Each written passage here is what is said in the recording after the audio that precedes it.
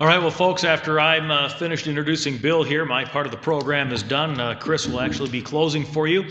So I want to extend my thanks, first of all, for having me here to do this. It's been a pleasure and an honor to listen to these gentlemen speak. And normally I would stay around and shake hands and enjoy that sort of thing, but I got something kind of special tonight. My daughter's coming home from college. She's a freshman, and she's probably arrived home since I got here, and I will admit to you, I'm a little bit excited to see her. So after Bill's finished, I will take off, but it really has been a pleasure being here, and I thank you for the opportunity.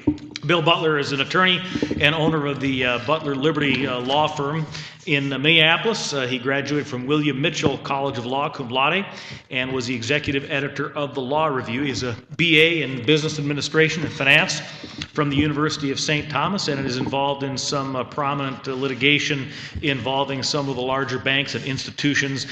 He is here to talk to us a little bit about the Austrian theory and the business cycles. I'm very honored to present to you Bill Butler.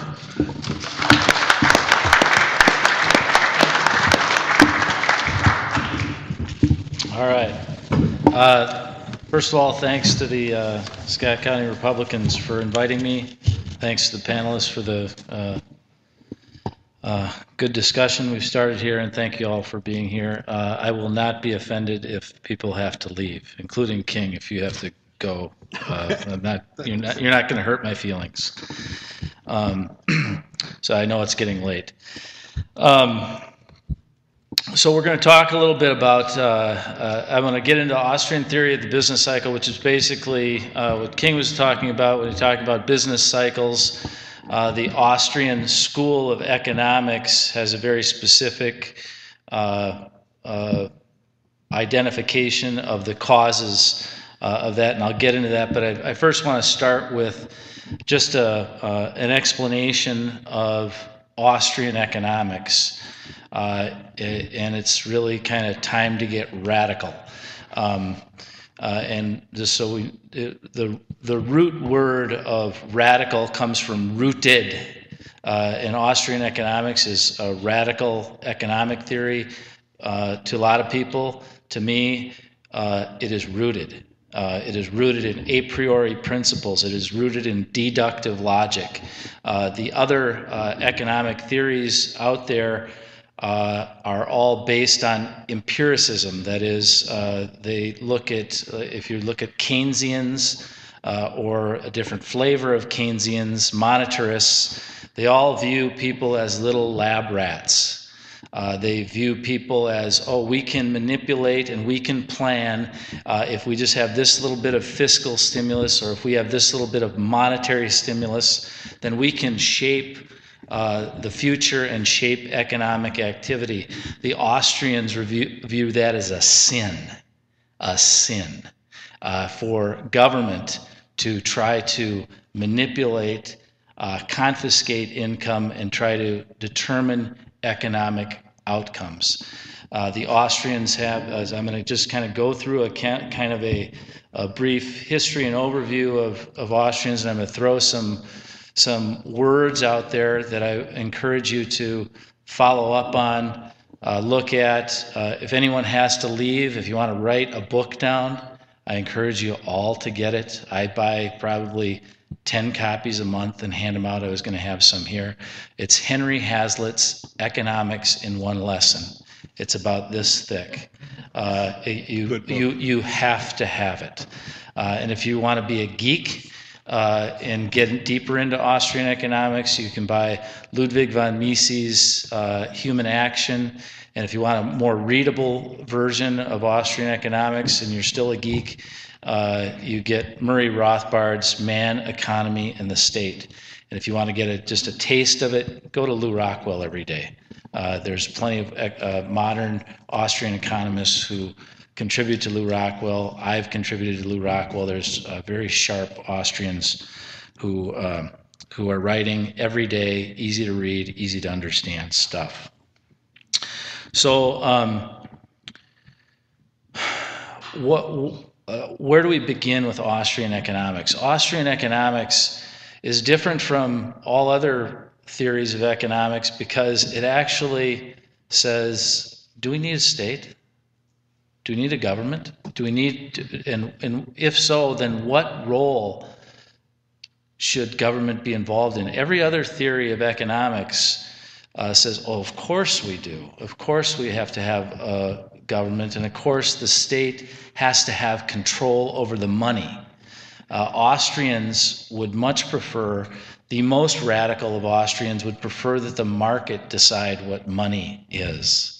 Whether that's gold, whether that's silver, whether that's in Minnesota, taconite pellets, we don't really care. We would rather get the government out of that business other than just enforcing contracts regarding money. But when we hand over a license to a monopoly over money, that creates some very, very bad problems, manipulations in the market, which I'll get to.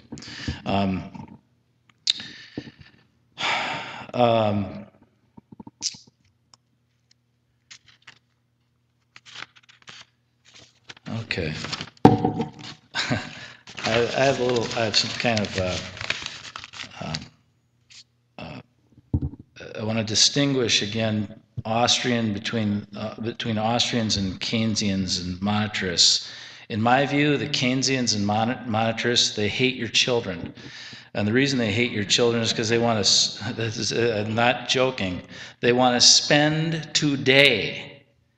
They want to indulge themselves today. And they want to make your children pay for it in the future. That goes for Milton Friedman. It goes for John Maynard Keynes. They have what the Austrians would call as a high time preference. That means they're impatient. They want it now, and they want to see it now. It might be something that you might like. You might like a Vikings stadium. I might like something else. I might like a hockey rink. But they want it now, and they see jobs now. They don't see the costs going forward. Austrians, on the other hand, love your children.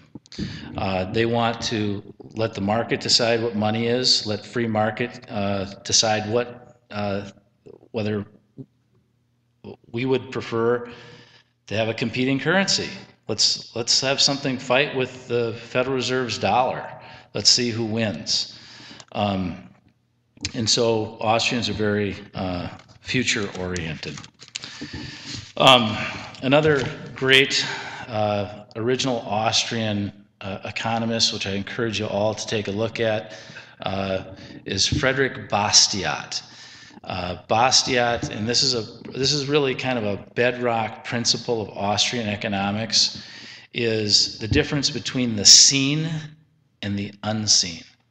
An average economist will always identify the seen, but a really smart economist identifies the unseen. And Bastiat came up with what is called the broken window fallacy, and it applies to just about everything you can ever think of.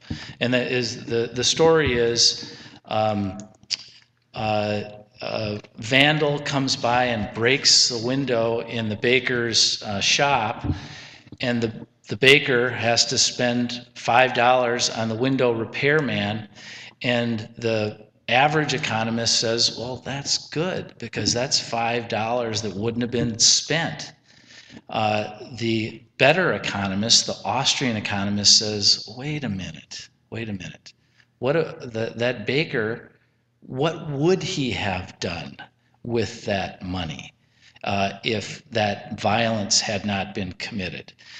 He would have gone out and bought a $5 suit, and it would have been $5 in the tailor's pocket. And when you put government in that mix, you realize that all government does is go around and break windows.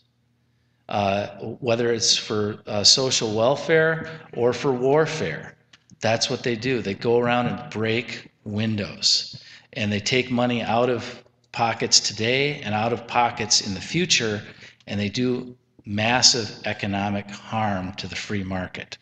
Frederick Bastiat, broken window fallacy. Know it. Okay. So what is the Austrian theory of the business cycle? The Austrian theory of the business cycle is based on, again, the understanding that in this, we've had central banking since 1694 with the Bank of England. In this country, we've had central banking on and off from 1781 all the way to the present. The only real kind of free market period of banking we've had in this country was from 1836 or thereabouts, when Andrew Jackson killed the Second Bank of the United States, to about 1862. Every other time period in the history of this country has been dominated by or we've been attacked by people who want to have a central bank. And for the constitutionalists out there, the people who, bow down and worship the Constitution, if you look at Article 6 of the Constitution, that's really what that was about. Article 6 is basically a bond indenture. Article 6 is the new United States government agreed to assume all the debts of the Articles of Confederation, and the guy who was promoting the Constitution was also promoting the first central bank, Alexander Hamilton.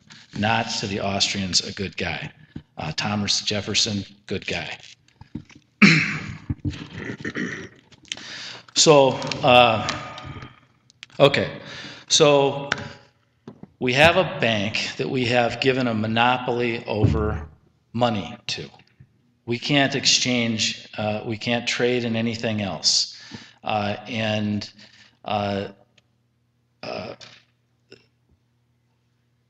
They've got a monopoly over money, and they also can control the price of money. And I'm just going to dial right into the example of the perfect, most beautiful example of the Austrian theory of the business cycle playing out right before our eyes. What the Fed did in 2000, from the summer of 2001 to 2005, is it drastically, horrifically reduced the market interest rates. And you go, well, how the heck do they do that? How can the Fed do that? Well, what they do is they there is a rate of interest called the Fed funds rate. It's the rate that banks pay each other for overnight loans. And the way the Fed can, and so in 2001, summer 2001, that was sitting around 6%. That's kind of a natural rate, by the way, about 6%. The Fed drove those rates down to about 1%. How do they do that? The Fed does that through what's called open market operations. If it wants to flood cash into the economy, it engages in purchases from banks. It prints up a bunch of money and throws it at the banks and buys treasury. Generally, the Fed can buy anything, but generally in its open market operations, it buys assets from the banks. That reduces the bank's cost of capital and makes them very, very, very eager to lend. It is an expansionary monetary policy. So what happens, and then you say, well, okay, fine, but then what happens with that? Well, the Austrian theory of the business cycle would say, well, when the Fed reduces interest rates, it's like taking a shot of vodka and giving it to your kid every day for 5 years. People go nuts. They build 40 years of housing in 8 years. They go to college when they should be a carpenter. They bid up the costs of higher education. The money that's newly printed money, generally what happens is, in line with Chris's tax policy, the new money flows to tax havens. It flows to housing because there's an interest rate deductible on housing. It flows to healthcare because healthcare is an above-the-line expense. So you see when the Fed lowers interest rates and we start printing all this money, we start seeing massive bubbles. We see massive bubbles in the stock market, also a tax-free transaction or a tax-deferred transaction. So when the Fed started printing or engaging in these open market operations, driving the Fed funds rate down and basically stoking the fires of the major lenders to go out and lend in every which way they can, it causes bubbles. It caused bubbles in real estate. It caused bubbles in the stock market. The Austrians will tell you. And so when people, the empiricists will say, well, the darn reason that housing went up is because the government was encouraging banks to make loans to deadbeats. That is so wrong. That is a consequence. But the sine qua non, the condition precedent, that without which none of this would ever happen, is low interest rates, artificially low interest rates. And if you want to know, the Austrians look at why would government encourage the banks to make loans to deadbeats? Well, let me tell you why. Because they got calls from Wall Street guys who were securitizing loans, and they ran out of average Joes to come to the closing table, and they were making a ton off of closing on these securitized loans and selling derivatives in naked insurance contracts that would pay off 10 times. So they called Washington and said, we need some more deadbeats. It comes from Wall Street. And if you want to know the relationship that I, as a Ron Paul libertarian and Austrian economic, understands between Congress and the Federal Reserve, Congress is like the high school student council. Federal Reserve is the principal's office. The student council doesn't do shit without the principal's office approval. And if you want any evidence of that, look at what happened in October of 2008. All of us were calling up Congress, right? Don't do it. Don't give them that money. Don't bail these guys out. And what did they do? They originated a spending bill in the Senate and ultimately bailed everybody out. And we are now discovering printed about $20 trillion. And if you look at the Federal Reserve's balance sheet, about half of it is mortgage-backed securities. So they came in and they stepped into the shoes of AIG, which was an insurer that wrote all these derivative contracts. And just imagine that Allstate insured every car in the United States, and they all wrecked tomorrow. And Allstate said, we don't have the money to pay this. That's what happened when mortgage-backed securities started defaulting and derivative contracts started getting called, and AIG and other insurers didn't have the money. So the Fed said, oh my gosh, liquidity crisis. We need to pay off all our buddies holding these derivative obligations. So they printed all this money. Now the Federal Reserve is holding all these broken down cars, these mortgage-backed securities, on its balance sheet, that they purchased with all newly printed money, and so the Austrian theory of the business cycle would say that as a result of the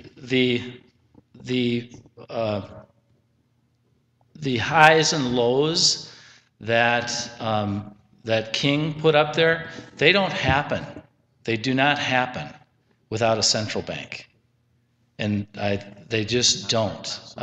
You will have occasional, you'll have industries that will hit the rocks, but you don't have massive corrections in the market where everybody is losing business or going broke at the same time without a central bank.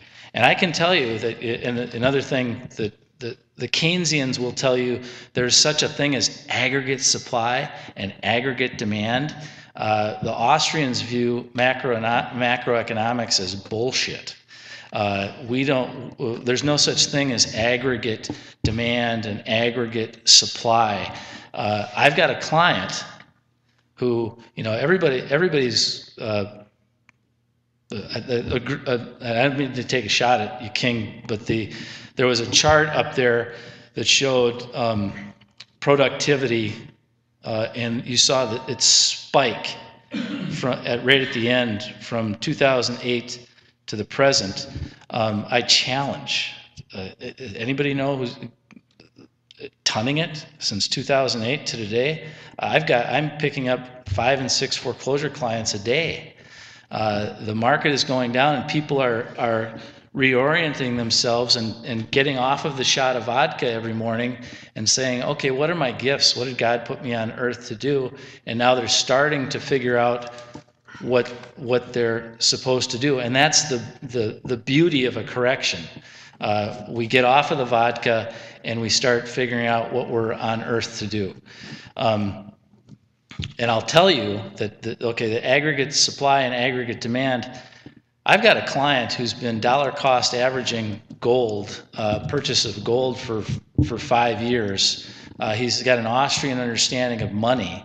And at the same time, the aggregate world is going down. He has gone from 10 million in sales to 30 million in sales, and he's on a projection to go to 100 million in sales in a couple of years. I, who also have an Austrian understanding of money, I've hired 8 people in a year.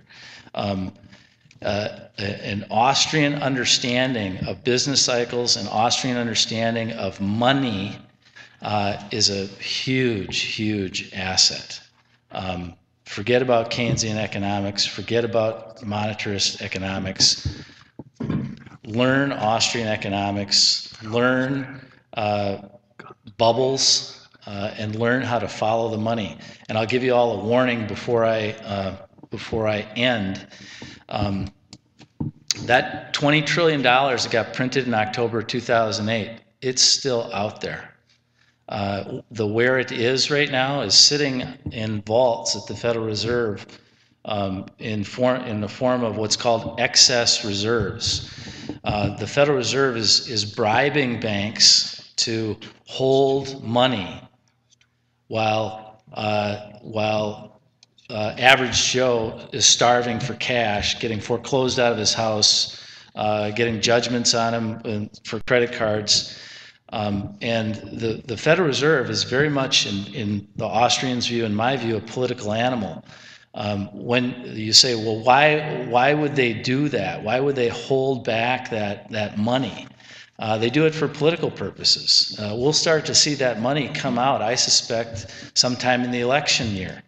And what will happen is, finally, we're 6 months before the presidential election, and finally there's money in the streets. I feel so good. And then 6 months after the election, loaves of bread will be $10 a piece. And that's another fundamental understanding of that Austrians have over everyone else. Inflation is an increase in the money supply. And I think even the monetarists would agree with this. Inflation is not an increase in prices or wages. That's an effect of an inflation. The inflation that we will experience over the next 2 or 3 years, which is going to be vicious, happened in October 2008. They doubled the monetary base in October of 2008. And that's high-powered money in a fractional reserve system. That gets multiplied potentially as much as 10 times. Very dangerous, very, very, very dangerous times we're heading into in terms of inflation. So I think that's all I have. Did you have a question, King? Or? Okay, I thought someone else wanted to go. okay. Did you want? Chris, what do you want to do here? I think we've had enough for one night. Okay, Okay. thanks.